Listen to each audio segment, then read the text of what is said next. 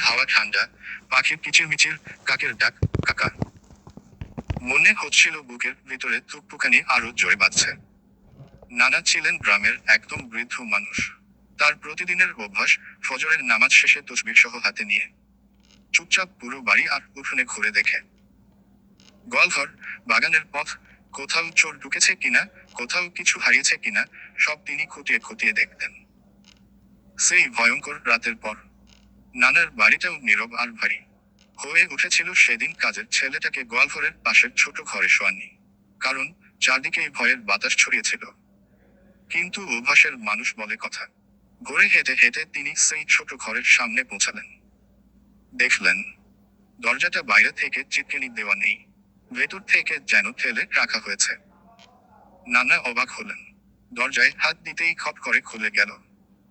ভেতরে ঢুকে দেখলেন মেঝেতে কেউ শুয়ে আছে, মাথায় চাদর টানা, মুখ ঢাকা।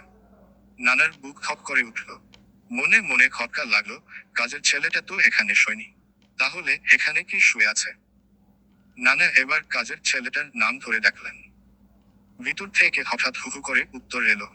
ঘুম জড়ানো গলা, কণ্ঠ ভারী, জড়িয়ে আসছে কথা। নানার বুকের ভিতর ঠান্ডা হয়ে গেল। এ তো তার গলা নয়। তিনি ধীরে ধীরে এগিয়ে গিয়ে চাদরের কোণা হালকা করে সরালেন।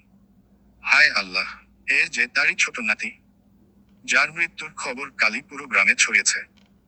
নানা ভয় কেঁপে উঠলেন। কাপা গলায় ডাকলেন, এই ভাই, ভাই। ও, ছেলেটা চোখ কচলাতে কচলাতে উঠল। বলল, কি হয়েছে নানা? নানা হতবাক। বললেন, তুই তো মারা গেছিস। তোদের বাড়ির সবাই এখন মর্গে গেছে তোর লাশ আনতে।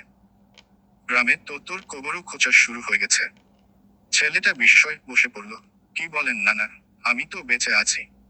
নানা বুকের ধুকপুকানি থামানোর চেষ্টা করলেন। বললেন, দেখ, তুই এখন কোথাও যাবি না। তুই মানুষ নাকি আত্মা, আজকেই বোঝা যাবে।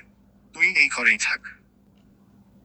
তারপর নানা তাড়াতাড়ি কাজের ছেলেটাকে বললেন, তুই যা, ওর মা বাবাকে গিয়ে খবর দে। বল, তোমাদের ছেলে মরেনি, সে বেঁচে আছে। কিন্তু এ কি সত্যি নাকি অলৌকিক রহস্য, সেটা তখনও কেউ বুঝতে পারছিল না। গল্পটি বাস্তব জীবনের রূপকথার গল্প। গল্পটির সপ্তম পর্ব আসছে আগামীতে।